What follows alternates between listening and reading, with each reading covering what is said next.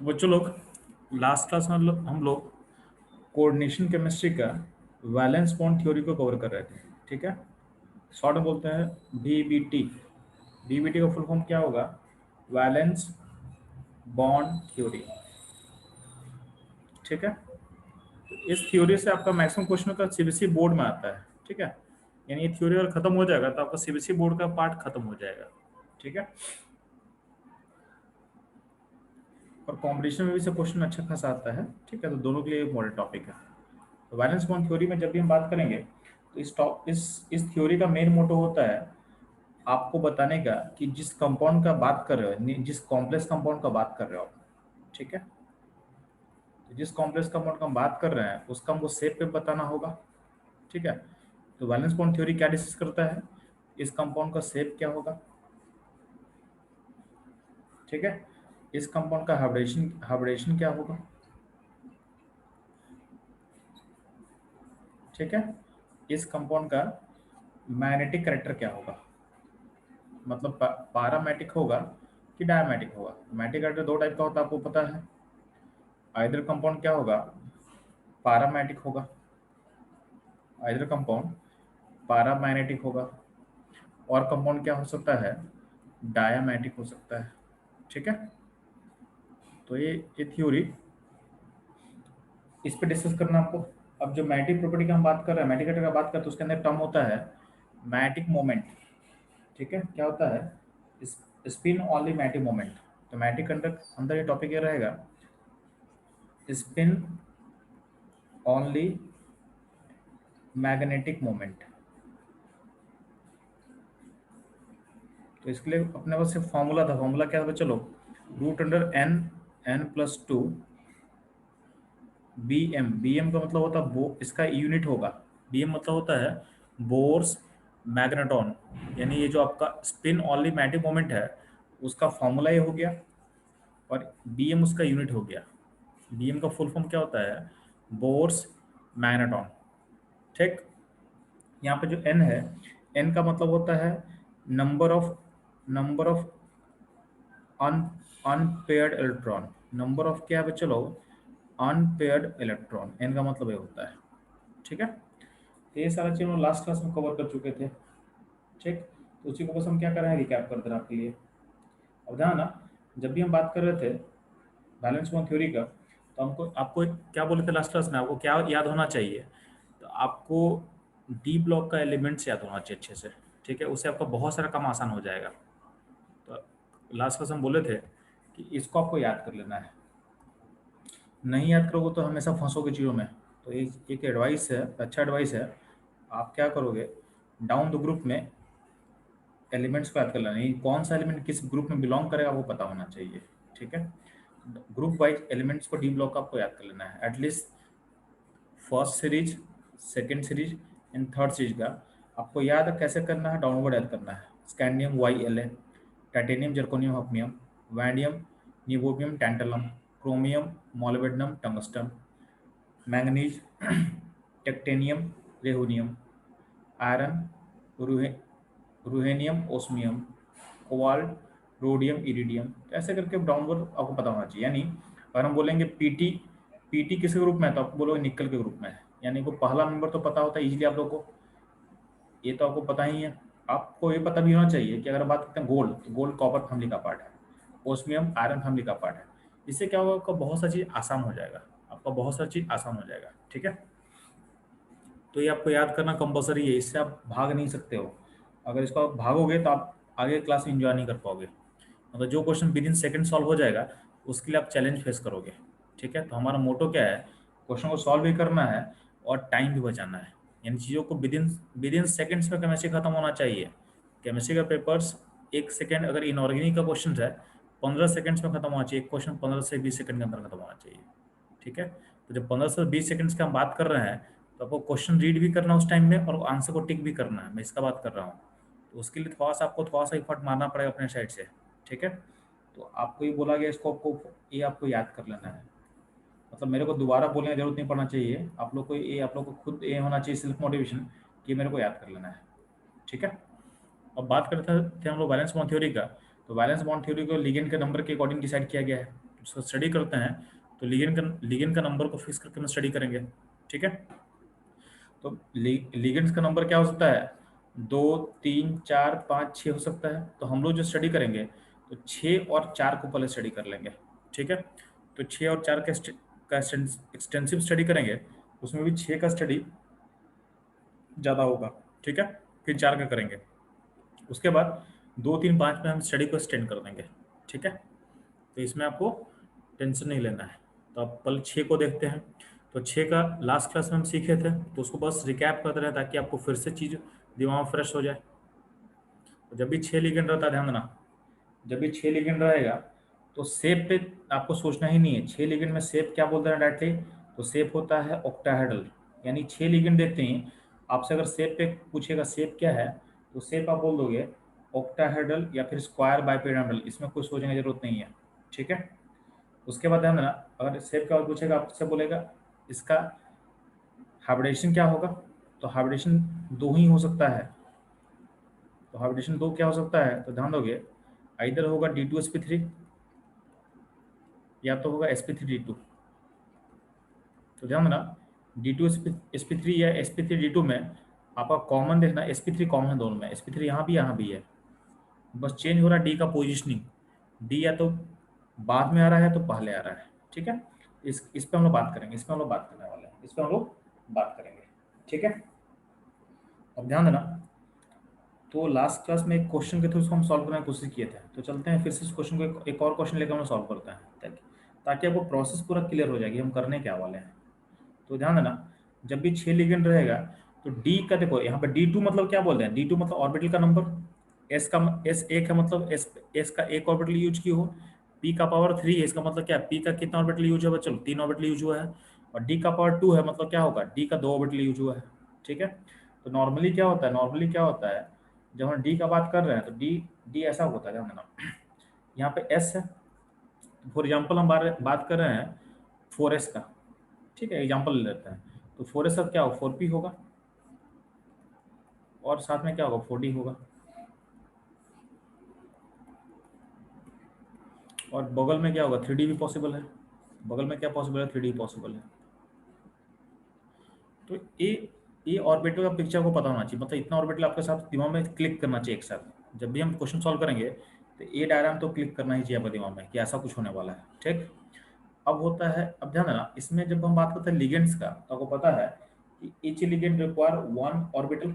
आपको पता है लिगेंड क्या देता है, लिगेंड्स देता है इलेक्ट्रॉन पेयर। तो हम लोग क्या बात किए थे लास्ट क्लास में, जब भी लिगेंड्स होगा तो लिगेंड क्या करेगा, तो लिगेंड को हम एल से रिप्रेजेंट कर रहे हैं, तो लिगेंड क्या करता है, लोन पेयर डोनेट करता है, ठीक है। तो हर लिगेंड को एक ऑर्बिटल चाहिए खाली, ठीक है। तो each ligand require one empty orbital. तो जितना लिगेंड होगा उतना ऑर्बिटल आपको खाली चाहिए, ठीक है। और लिगेंड का जो इलेक्ट्रॉन होता है, वो पेयर्ड फॉर्म में होता है। दो इलेक्ट्रॉन है तो क्या होगा, पेयर्ड फॉर्म में होगा, एक ऊपर और एक नीचे स्पिन का। यानी लिगेंड का जो इलेक्ट्रॉन है उसका फॉर्म क्या होता है, पेयर्ड होता है। क्या होता है, पेयर्ड फॉर्म होता है, ठीक है। तो लिगेंड से जो इलेक्ट्रॉन आएगा वो पेयर्ड फॉर्म में आने वाला है, इसमें कोई दिक्कत नहीं आप लोग को, ठीक। अब ध्यान देना, चूंकि हम बात करें 6 लिगेंड का ना, तो 6 लिगेंड में हम क्या बोल रहे हैं कि 6 लिगेंड में आपका एस और पी का तो ऑर्बिटल कंफर्म है कि इतना ऑर्बिटल तो पक्का यूज करेगा वो, यानी एस का एक ऑर्बिटल और पी का 3 ऑर्बिटल पक्का यूज करेगा वो, यानी sp3 तो पक्का होगा।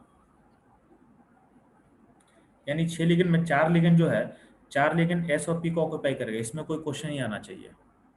ये फिक्स है कि 4 को यूज करना है। अब बोलोगे ऐसा क्यों हो रहा है, तो आप लोग केमिकल बॉन्डिंग पढ़े होगे, तो केमिकल बॉन्डिंग में आप लोग पढ़े होगे कि जब भी 6 बॉन्ड होता है, 6 सीमा बॉन्ड होता है, तो हाइब्रिडेशन क्या होता है, sp3d2, sp3d2। आप रिवर्स सोचो ना, रिवर्स सोचो।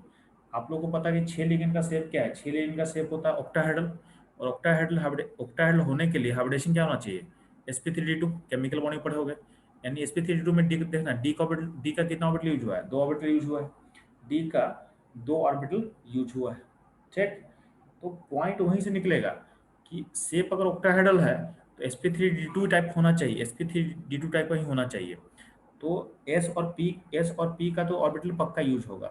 अब बात करते हैं डी का, तो डी का ऑर्बिटल 2 ही यूज हो सकता है, क्योंकि 6 लिगेंड था, 6 में से 4 तो यहाँ कंज्यूम हो गया, 4 तो एस और पी में कंज्यूम हो गया, तो बचा 2 लिगेंड। तो 2 लिगेंड या तो इधर आएगा, या तो ए वाला डी लेगा, और नहीं तो ए वाला डी लेगा। ठीक, कौन सा डी? तो नहीं तो आपका ए वाला डी लेगा। इन दो डी का ऑर्बिटल है तो बाहर वाला लेगा तो अंदर वाला लेगा। आप ऐसा मत करना कि एक डी अंदर का एक डी बाहर का मत कर देना। या तो दो लेगा, आउटर डी लेगा, आउटर मतलब 4D लेगा, या तो इनर डी लेगा, इनर डी मतलब 3D लेगा। ठीक है, तो दो लिगेंड जो बचा हो या तो 3D में जाएगा तो 4D में जाएगा। आप ऐसा मत करना कि डी 3D में एक और 4D में एक काम कहीं मत करना। ठीक है, तो या तो अंदर का डी लेगा या तो बाहर का डी लेगा। अब अगर आपसे हमसे पूछा जाएगा कि प्रेफरेंस किसको देंगे, तो 3D ज़्यादा, यहाँ का डी ज़्यादा प्रेफर करेगा, इसका डी को प्रेफर करेगा। क्यों? क्योंकि इसका जो पोजीशन है ये न्यूक्लियस के पास है, ये न्यूक्लियस के पास है। तो न्यूक्लियस के पास होगा तो लिगेंड जो इलेक्ट्रॉन देगा, लिगेंड जो इलेक्ट्रॉन देगा, अल्टीमेटली कोई भी चीज़ क्या चाहता है, कोई भी चीज़ स्टेबल होना चाहता है। और आपको पता है कि जब अट्रैक्शन होता है, तो क्या होता है, तो चीज़ स्टेबलाइज करते हैं। जब भी अट्रैक्शन हो तो क्या हुआ, चीज़ें स्टेबल होती हैं। तो पॉइंट है कि हर सिस्टम अपने आप को अट्रैक्ट करना चाहता है, मतलब हर सिस्टम चाहता है, हर सिस्टम चाहता है कि उसके अंदर अट्रैक्शन हो, मतलब चीज़ें अट्रैक्टेड रहे, मतलब स्टेबल रहे। तो आपको पता है कि लिगेंड जब इलेक्ट्रॉन प्लेस करेगा सिस्टम में, तो इलेक्ट्रॉन जितना न्यूक्लियस के पास होगा उतना बेटर है। तो यार एस और पी पे तो मेरा कोई कंट्रोल नहीं है, एस और पी को तो हमको लेना ही लेना कंपलसरी है। लेकिन मेरा लिगेंड के पास चॉइस है कि वो अंदर का डी भी ले सकता है, बाहर का भी ले सकता है। तो उस चॉइस में लिगेंड क्या फेवर करेगा, उसके पास अगर मौका है कि अंदर का डी खाली है, 3D खाली है, तो 4D में क्यों जाएगा बिना मतलब का। उसको दिख रहा है कि 3D में जाकर हम स्टेबल हो सकता है, तो लिगेंड का पहला प्रेफरेंस होगा अंदर का डी। ठीक है, और अंदर का डी अवेलेबल नहीं होगा तो बाहर का डी जाएगा, तो जाएगा बाहर का डी।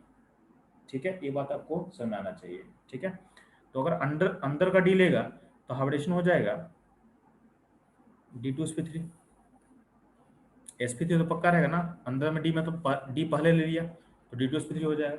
और अगर बाहर का डी ले लेगा तो हाइब्रिडेशन क्या हो जाएगा, चलो तो हो जाएगा sp3d2। क्या हो जाएगा, sp3d2 हो जाएगा। तो बस आपको देखो, सिंपल सा चीज है, आपको बस ये देखना है कि लिगेंड अंदर गया कि बाहर गया। हाइब्रिडेशन तो फिक्स है ना, sp3 जब कंफर्म था, लिगेंड अंदर जाएगा तो बोल देंगे D2sp3, और लिगेंड बाहर जाएगा तो बोल देंगे sp3d2। बस इतना ही काम करना है मेरे को। बस मेरे को सोचना है कि लिगेंड अंदर जाए कि बाहर जाएगा, वही बहुत आसान है। अंदर का डी खाली दिखेगा तो अंदर भेज देंगे, और अंदर का डी खाली नहीं दिखा तो हम बाहर भेज देंगे। तो इतना ही काम करना है हम लोग को। कॉन्फ़िगरेशन सोचना है, प्लेसमेंट कर देना है, हाइब्रिडेशन फटाफट मिल जाएगा, आपको हाइब्रिडेशन मिल जाएगा। अब ध्यान देना, इसको अप्लाई करके दिखाता है आपको। ठीक है, तो इसमें चलो ध्यान देना, जैसे एक एग्जांपल ले आपके सामने हम, CrNH3 हॉल 6Cl3। ठीक है, चूंकि 6 लिगेंड है, 6 लिगेंड कैसे है कि देखो, क्रोमियम के पास जो लिगेंड है अमोनिया कितना 6 है, तो 6 लिगेंड होते हैं। शेप क्या बोल दोगे, तो शेप में कोई कंफ्यूजन नहीं होना चाहिए आपको। शेप बोल दोगे आप ऑक्टाहेड्रल, क्या बोल दोगे भाई, चलो ऑक्टाहेड्रल शेप है। अब बात आता है हाइब्रिडेशन का, तो हाइब्रिडेशन निकालना है तो यार सबसे पहले क्या करोगे, आप क्रोमियम का स्टेट निकालोगे। क्रोमियम का एक्स मान ले, तो एक्स मान लेगा तो अमोनिया का चार्ज कितना होता है 0, तो 6 × 0। और प्लस क्लोरीन पे चार्ज कितना होता है जी -1, तो 3 × -1 इक्वल टू क्या होगा, इक्वल टू नेट चार्ज क्या है सिस्टम पे 0, तो 0। तो अल्टीमेटली क्या होगा, एक्स का वैल्यू कितना निकल के आ रहा है +3। इसका मतलब क्रोमियम का स्टेट क्या है +3। अब ध्यान देना, ये जो प्रोसेस हम बता रहे हैं आपको, तो ये बहुत हम सिंप्लीफाई करके बता रहे हैं। आपसे हम एक्सपेक्ट क्या कर रहे हैं कि आप ये प्रोसेस फास्ट करोगे। आपसे एक्सपेक्टेशन मेरा ये है कि प्रोसेस बहुत फास्ट करना है आपको, मतलब आपको देखते बता देना है। आपको इतना इतना इतना कैलकुलेशन करने की जरूरत नहीं पड़ना चाहिए। हाँ, बोर्ड्स में आप दिखा सकते हो कैलकुलेशन को, बट कॉम्पिटिशन में इसको दिखाने का कोई ज़रूरत नहीं है। तो आप इसको एक्स मान के फटाफट दिमाग में सॉल्व कर सकते हो। हमको दिख रहा है कि अमोनिया पूरा 0 है, तो क्लोरीन का -3 है, तो ये +3 पक्का होगा, एक बार में हो जाएगा। तो जितना जितना आप यहाँ पे फास्ट होगा ना, उतना यहाँ पर क्वेश्चन सॉल्व फास्ट होगा। मतलब जो भी स्टेप हम क्या कर रहे हैं, लिख के दिखा रहे हैं, वो सारा स्टेप आपके दिमाग में चलना चाहिए। हम बोलते हैं कि क्वेश्चन जल्दी सॉल्व करेंगे, मतलब क्या है, कोई तुक्का नहीं मारना है। ठीक है, कोई गेस नहीं करना है। जितना ही प्रोसेस है उसको दिमाग में लेके फास्ट करो। आपके दिमाग के अंदर बहुत ज़्यादा पावर है, दिमाग को लॉजिकली यूज करना सीखो चीज़ों को। आपका क्वेश्चन विद इन सेकेंड्स खत्म होगा। ठीक है, तो दिमाग का सारा एनर्जी को ये देखना है कि आपको दिमाग में कितना चीज को आप कर सकते हो। जितना प्रोसेसिंग दिमाग में करोगे उतना ही प्रोसेसिंग क्या होगा, आपका पेन से बचेगा। ठीक है, तो पेन का मिनिमम यूज करने का सोचना आप लोग पर। तो इसको हम लोग करके देखेंगे, आपको सारा टाइप बता देंगे, तो आपको टेंशन नहीं लेना है।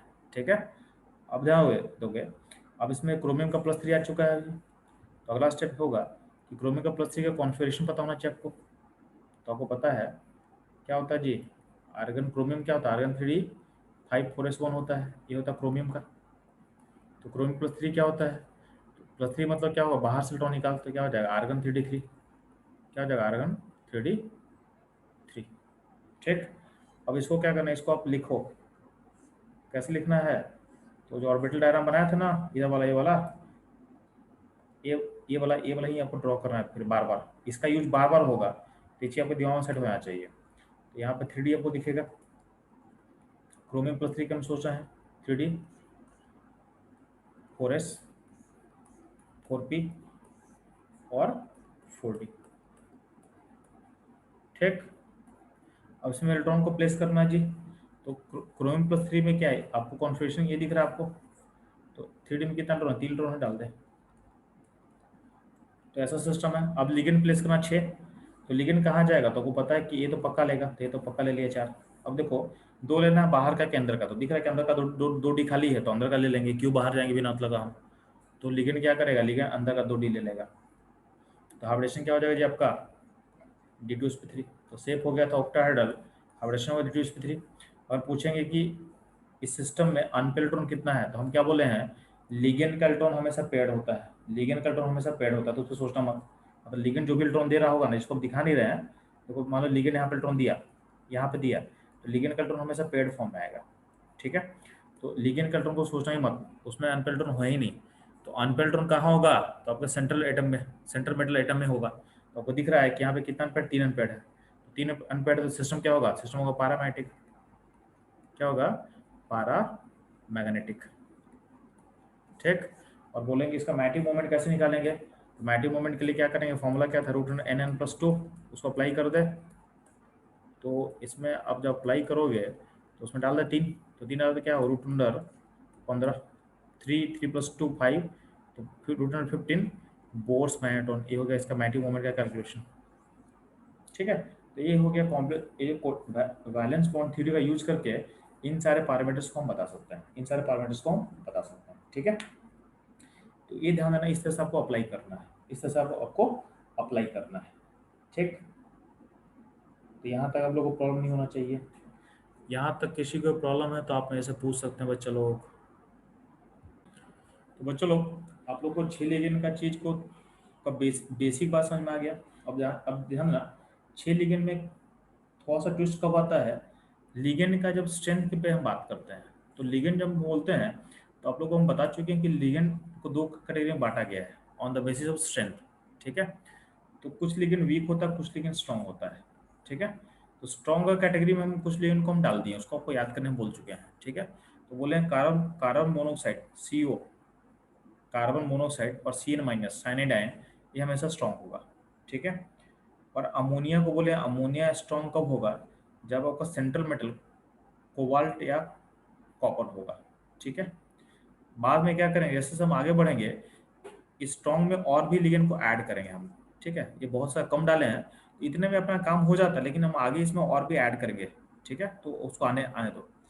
बाकी बचा, बाकी जो भी लिगेंड बचा उसको वीक बोल सकते हो, तो आपको वीक लिगेंड को याद नहीं करना है, आपको स्ट्रांग याद कर लो, स्ट्रांग का नंबर कम है तो उसको याद करना आसान होगा ना, तो स्ट्रांग का नंबर याद कर लेंगे, बाकी जो भी बचा क्या होगा, वीक हो जाएगा, बाकी जो भी बचा वीक हो जाएगा। तो ध्यान ना, जो स्ट्रांग का नंबर है इसमें और कुछ लिगेंड ऐड होगा, उसको हम फ्यूचर में देख लेंगे। अभी आपको मिनिमम चीज हम बता रहे हैं ताकि आपका दिमाग ज़्यादा कंफ्यूज ना करे। ठीक है, तो पहले हम मिनिमम पे काम करते हैं और फिर इसको मैक्सिमाइज करेंगे। ठीक, तो आपको स्ट्रॉन्ग में पता होना चाहिए, कार्बन मोनोऑक्साइड और CN- स्ट्रॉन्ग है, अमोनिया स्ट्रॉन्ग होगा, जब आपका सेंट्रल मेटल क्या होगा, कोबाल्ट एंड कॉपर होगा। ठीक है, बाकी केस में क्या होगा, बाकी केस में क्या होगा, अमोनिया क्या होगा, अमोनिया क्या होगा, वीक होगा। ठीक है, अब ध्यान देना, स्ट्रॉन्ग वीक वीक पे आके फर्क क्या पड़ता है, तो ध्यान देना, स्ट्रॉन्ग वीक के कारण फर्क क्या पड़ता है वो भी आपको पता होना चाहिए। तो जब भी बात करें चलो हम 6 लिगेंड का, ठीक है, तो 6 लिगेंड में अगर मान लेते हैं कि अगर लिगेंड वीक है, लिगेंड वीक है, तो देखो यहाँ पे एग्जाम्पल वी का लिया हुआ जिसको हम सॉल्व कर चुके हैं। ठीक है, कैसे निकालेंगे पता है आपको, और लेकिन स्ट्रॉन्ग है तो स्ट्रॉन्ग में फर्क क्या पड़ता है, ध्यान देना। ठीक,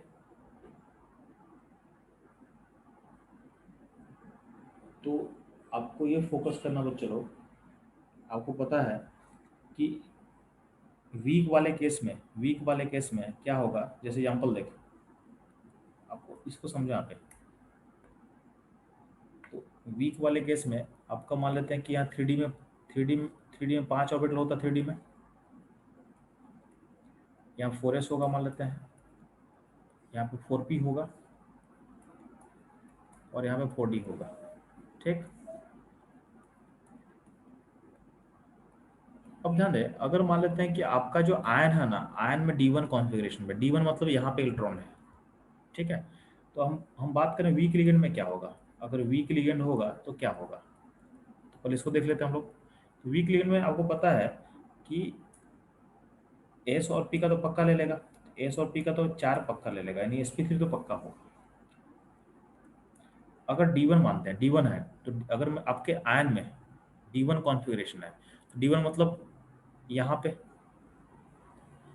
एक ही इलेक्ट्रॉन होगा। अब यहाँ पे देखो 2d खाली है, तो आपका लिगेंड कहाँ आएगा, 2d खाली तो घुस जाएगा ना, कोई दिक्कत नहीं है, तो ये यहाँ पे आ जाएगा। तो आपका हाइब्रिडेशन क्या होगा, D2sp3, कोई दिक्कत नहीं है।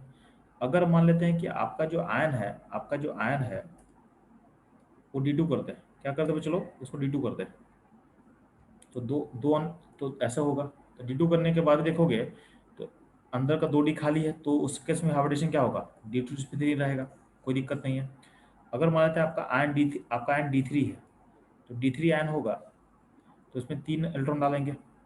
अभी भी क्या है, अभी भी अंदर वाले डी में 2d खाली है, तो भी क्या होगा, लिगेंड अंदर ही आएगा, लिगेंड अंदर वाले डी को लेगा, तो भी हाइब्रिडेशन क्या होगा, D2sp3 होगा। यानी D1 हो, D2 हो, D3 हो, सब में अंदर का डी ले रहा है। लेकिन जैसे ही D4 हो जाएगा, जैसे यहाँ पर D4 हो जाएगा, तो D4 होते ही क्या होगा, आपका इलेक्ट्रॉन यहाँ भी आ गया। अब इलेक्ट्रॉन जब यहाँ आ जाएगा, तो अंदर वाला डी में 2 खाली तो नहीं बचा, एक ही खाली बचा। तो ऐसा, तो हमको डी लेना है, तो या तो अंदर का डी लेना है, तो बाहर का डी लेना है। तो जैसे D4 तुम्हारा आयन पहुंचेगा और आपका वीक फील्ड लिगेंड होगा, D4 केस पहुंच गया, यानी आपका आयन D4 केस पहुंच चुके हो, उस केस में क्या होगा, आपका लिगेंड अब अंदर नहीं आ सकता, क्योंकि 2d अंदर का खाली नहीं है, तो लिगेंड कहाँ जाएगा, तो बाहर चला जाएगा। लिगेंड या तो 2d अंदर का लेगा या तो 2d बाहर का लेगा। तो इस केस में क्योंकि अंदर का डी क्या है, अब 2d खाली नहीं है, तो एक डी, देखो यहाँ बोलोगे एक डी खाली है सर, तो एक डी का यूज हम नहीं करना है, हमको लेना है तो 2d लेना है, नहीं तो नहीं लेना है। तो D4 होते ही अंदर का 2d खाली नहीं है, तो बाहर का डी ऑर्बिटल यूज कर लेगा, उस केस में आपका बाहर चला जाएगा। तो डी फोर के बाद D5 जो भी है, यानी D1 से लेकर D3 तक आपका हाइब्रिडेशन होगा D2sp3। ठीक है, कब, वीक पे लिगेंड में। और D4 से लेकर D10 तक, क्योंकि D4 के बाद आपका 2d खाली बचा नहीं, तो जो D5 में यहाँ पे इलेक्ट्रॉन आएगा, D6 फिर ऐसा होगा, D7 D8 D9 D10 ऐसा चलेगा। इन सारे केसेस में क्या होगा, चलो आपका जो हाइब्रिडेशन होगा उसमें डी बाहर का लेगा, तो हाइब्रिडेशन क्या हो जाएगा, sp3 D2 हो जाएगा। तो ये आपको फोकस करना है कि वीक फिगर लिगेंड में D1 D2 D3 में आपका हाइब्रिडेशन होगा D2sp3, और D4 से D10 तक का जो कॉन्फ़िगरेशन होगा मेटल, सेंटर मेटल का, उस केस में आपका होगा sp3D2। आपको याद रखना है चीज़ को। ठीक है, तो बस आपको देखो, अब तो आपके लिए और आसान हो गया ना। आप लिगेंड का टाइप पहचान लो, वीक है कि स्ट्रॉन्ग है, और सेंटर मेटल आयन का कॉन्फ़िगरेशन लिख लेना है। आपको D1 D2 D3 में दिखेगा, तो आप सिंपली बोल देना ना D2sp3 है, और D4 से D10 में क्या बोल दोगे कि sp3D2 होगा। ठीक है, तो ये हो गया वीक लिगेंड में, इस तरह से आपको सोचना है। ठीक है, बात करते हैं स्ट्रॉन्ग लिगेंड से फर्क क्या पड़ता है, तो ध्यान दोगे, वीक लिगेंड का सारा चीज आप लोग सबको क्लियर हो गया। बच्चों लोग अभी तक हम लोग वीक लिगेंड के बारे में समझ में आ गया। अब देखो स्ट्रॉन्ग लिगेंड क्या काम करता है, ध्यान देना। अगर जब भी स्ट्रॉन्ग लिगेंड होगा, तो स्ट्रॉन्ग लिगेंड में ध्यान देना, स्ट्रॉन्ग लिगेंड पहचाना आपको आता है, तो आप ध्यान देना कि यहाँ पे मान लेते हैं 3D का हम ऑर्बिटल ड्रॉ कर दिए, 3D हो गया, 4s हो गया, 4p हो जाएगा आपके पास, और क्या होगा, तो 4d होगा। ठीक है, three 3D 4s 4p 4d। अब ध्यान देना, अब लिगेंड स्ट्रांग हुआ तब भी क्या होगा, क्योंकि 6 लिगेंड का हम बात कर रहे हैं, 6 लिगेंड किसका हम बात कर रहे हैं, 6 लिगेंड का हम बात कर रहे हैं चलो। तो 6 लिगेंड में आपका 4 लिगेंड कहाँ जाएगा, एसओपी में चला जाएगा, बचा 2 लिगेंड, या तो अंदर आएगा तो बाहर जाएगा। अब ध्यान देना, जब भी बात करते हैं D1 का, तो D1 से लेकर D3 तक के में आपका 2 ऑर्बिटल तो खाली रहेगा ना, तो लिगेंड कहाँ आएगा, अंदर ही आएगा, तो उस केस में हाइब्रिडेशन क्या बोलोगे आप, D2sp3 बोलोगे। ठीक, अब ध्यान देना, यहाँ से थोड़ा सा ट्विस्ट होता है, बात करते हैं D4 का। ठीक है, तो D1 से D3 तक में आप लोग कोई दिक्कत नहीं होना चाहिए मेरे हिसाब से। ठीक है, D4 में क्या होता है कि जैसे D4 जाओगे तो एक इलेक्ट्रॉन और डालेंगे यहाँ पे हम। अब लिगेंड है स्ट्रॉन्ग, लिगेंड के पास पावर है, लिगेंड स्ट्रॉन्ग आ गया। जैसे मान ले कि फिल्म में देखते हो ना कि कोई अगर मान लो विलेन है, तो विलेन क्या करता है, अपने लिए जगह खाली करता है। जो कमजोर लोग होता है उसको क्या करता है, बस्ती खाली करना होता है तो विलेन लगाता है, बस्ती से निकाल देता है। ठीक है, तो लिगेंड हो गया विलेन। ठीक है, और इलेक्ट्रॉन सब हो गया कमजोर आदमी लोग। ठीक है, और इलेक्ट्रॉन अपने जगह अपने घर में ऑक्यूपाई किया हो जाएगा। अब लिगेंड क्या करेगा, लिगेंड का पावर है, अब लिगेंड को चाहिए 2D चाहिए, उसको दिख रहा है कि यार यहाँ पे तो जगह खाली है, यहाँ पे तो हर जगह 3D या 4D ऑर्बिटल जो भी यूज किया हो तो वो आधा आधा यूज किया हो ना, उसमें तो जगह खाली है। तो आपका लिगेंड क्या बोलेगा इसको, यार तुम यहाँ से यहाँ शिफ्ट हो जाओ, ठीक है, मेरे को दे दो जगह। ठीक है, तो लिगेंड क्या करेगा, लिगेंड अपने काम के अकॉर्डिंग, ठीक है, लिगेंड को कितना रूम चाहिए, 2 रूम चाहिए, यानी 2 ऑर्बिटल चाहिए लिगेंड को। ठीक है, तो जब स्ट्रांग हुआ तो उसको 2 चाहिए, तो दिख रहा है कि उसको पीछे पुश करके अपने लिए जगह खाली कर सकता है, तो वो खाली कर देगा। तो D4 केस में जब मेटल आयन ऐसा होगा तो लिगेंड, जब 6 लिगेंड आएगा, स्ट्रॉन्ग लिगेंड होगा तो क्या करेगा, लिगेंड इसको यहाँ से यहाँ जम करवा देगा, यानी जो इलेक्ट्रॉन वहाँ था उसको यहाँ जम करवा दोगे और अपने लिए जगह खाली कर दोगे। ठीक है, अब ध्यान देना, यहीं पे बहुत लोग प्रॉब्लम क्या करता है, यानी सिचुएशन ऐसा हो जाएगा। ठीक है, बहुत लोग गड़बड़ क्या करता है, या बुक्स में भी सही से लिखा है तो लोग क्या करता है, वो लोग इसको भी जंप करवा देता है, यहाँ यानी यहाँ पे जो इलेक्ट्रॉन आपको दिख रहा है ना, इसको भी जंप करवा देगा, बोलेगा कि इसको भी यहाँ भेज दो। ठीक है, तो एक काम, एक गड़बड़ काम है, एक काम मत करना, एक काम आप मत करना। ठीक है, इसको भी जंप मत करवाना। लिगेंड को कितना ऑर्बिटल चाहिए, 2 ऑर्बिटल चाहिए, तो लिगेंड उतना ही काम करेगा ना, एक्स्ट्रा काम क्यों करेगा, मतलब कोई भी आदमी एक्स्ट्रा काम क्यों करेगा, क्योंकि इसको अंदर भेजने में एफर्ट लगेगा ना, मारना पड़ेगा, पीटना पड़ेगा, तब ना पीछे उसको भेज पाओगे। तो एक्स्ट्रा काम को क्यों करना चाहता है, क्योंकि लिगेंड को तो 2 ही डी चाहिए ना, तो यहाँ पे एक्स्ट्रा काम क्यों करेगा, तो एक काम मत करना। बहुत लोग क्या करता है, बोलेगा कि लिगेंड, स्ट्रॉन्ग लिगेंड से पेयरिंग होता है तो सारा पेयरिंग कर दो, नहीं, ये बहुत गलत कॉन्सेप्ट है। पॉइंट ये है कि ये करना आपको कि जितना नीड है उतना ही खाली करवाओ। तो नीड तो 2 ही का खाली, नीड तो दो रूम खाली करना है ना, एंड 2 ऑर्बिटल खाली करना है, तो उतना ही काम करेंगे हम लोग। इसका मतलब इसका मतलब ये वाला काम करना है। तो D4 में एक काम होगा, यानी एक इलेक्ट्रॉन पेयर कर देगा। अब 2 रूम खाली हो गया, तो अंदर वाला डी में जाएगा तो हाइब्रिडेशन क्या हो जाएगा, D2 उस पर 3 हो जाएगा। D5 में क्या हो, ध्यान देना, D5 में अगर आप देखते हो तो डी फाइव में ऐसा कुछ होता है, चलो D1 D2 ये D5 हो गया। ठीक है, तो D5 में ऐसा होगा तो देखो, अब लिगेंड क्या बोलेगा कि आप इसको यहाँ से यहाँ जम करवा देगा, तुम यहाँ जाओ, तुम यहाँ चल जाओ, यानी यहाँ यहाँ चल जाओ और मेरे लिए जगह खाली कर दो। ठीक है, तो लिगेंड अल्टीमेटली क्या करेगा, D5 वाले केस में से दोनों इलेक्ट्रॉन को जंप करवा देगा, तो यहाँ जगह खाली किया और 2 इलेक्ट्रॉन जो जंप होगा उसको भेज दिया यहाँ पे, उसको भेज दिया यहाँ पे, तो ऐसा कुछ कर देगा। तो D5 वाले केस में ऐसा कुछ हो जाएगा, तो 2 जगह फिर से खाली हो गया, तो D5 वाले केस में फिर से क्या हाइब्रिडेशन क्या हो जाएगा, D2 उस पर 3 हो जाएगा। और अब बोलेंगे D5 में अनपेल्ड इलेक्ट्रॉन कितना होगा, तो अगर स्ट्रॉन्ग लिगेंड रहेगा तो अनपेल्ड इलेक्ट्रॉन कितना होगा, एक ही बचेगा, 5 नहीं होगा, एक ही होगा, क्योंकि बाकी को पेयर अप कर दिया है। अगर बोल रहे हैं कि हम D6 में, अगर हम D6 का बात कर रहे हैं तो ध्यान देना, D6 में सिचुएशन कैसा होगा, तो ध्यान देना D6 में सिचुएशन ऐसा होने वाला था। ठीक, तो 6 इलेक्ट्रॉन है तो क्या होगा, ऐसा कुछ था। अब जो आपका लिगेंड बोलेगा कि यार इसको अंदर भेज सकते नहीं भेज सकते, तो भेज सकते हैं हम। तो लिगेंड क्या करेगा, जो जो 2 रूम खाली करना है, तो 2 इलेक्ट्रॉन को अंदर पेयर अप करने के लिए भेज देगा, क्योंकि उसको दिख रहा है कि जगह खाली है, तो यहाँ से इसको हटा देगा और उस दोनों को भेज देगा अंदर पेयरिंग करने में। तो वो चला गया अंदर पेयरिंग करने में, तो यहाँ यहाँ पहुँच गया, फिर से 2 रूम खाली हो गया, तो फिर से आपका हाइब्रिडेशन क्या हो जाएगा D6 में, तो D2sp3 हो जाएगा। और इस केस में अनपेयर्ड इलेक्ट्रॉन कितना होगा, तो अनपेयर्ड इलेक्ट्रॉन 0 होगा क्योंकि सारा पेयर अप हो चुका है, सारा पेयर अप हो चुका है। ठीक है, तो D6 तक ऐसा होता है। ठीक, अब ध्यान देना, अब बात करते हैं D7 का। तो D7 में ध्यान दोगे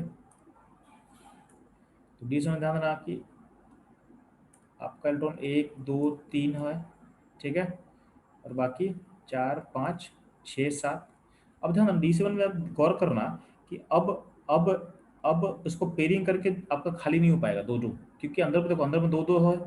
अब पेयरिंग करोगे भी तो इसको उठा के मान लो यहाँ डाल दोगे तो अभी भी आपका क्या होगा, एक अनपेयर बचेगा।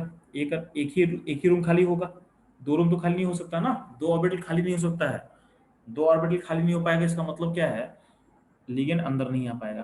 तो अगर मान लेते हैं कि दो रूम खाली नहीं हो पाएगा तो पेयरिंग क्यों करेगा, तो लिगेंड बोलेगा कि यार तुमको हम पेयरिंग नहीं करेंगे। जब तुमको पेयरिंग करके भी हम अपना डिजायर चीज को अचीव नहीं कर सकते हैं, तुम्हारे पेयरिंग करेंगे क्यों, तो पेयरिंग तुम्हारा हम करेंगे नहीं। तो D7 वाले को बोलता है तुम जैसे हो वैसे ही रहो, हम बाहर चले जाते हैं। तो D7 के बाद क्या होगा, D7 से लेके D8 D9 D10 कॉन्फ़िगरेशन जब भी रहेगा, इस केस में अंदर में पेयरिंग करने के बाद भी जब दो रूम खाली नहीं कर पाएगा, नहीं दो ऑर्बिटल खाली नहीं कर पाएगा, तो ये बाहर चला जाएगा। तो वो उसमें कोई डिस्टर्बेंस नहीं करना, उसको डिस्टर्ब नहीं करेगा। अगर ऑर्बिटल खाली नहीं कर पाए तो डिस्टर्ब क्यों करेगा, छोड़ देगा उसको और बाहर का डी लेने चला जाएगा। तो उस केस में हाइब्रिडेशन हो जाएगा sp3d2। ये रहेगा आपका स्ट्रॉन्ग लिगेंड के बारे में। ठीक है।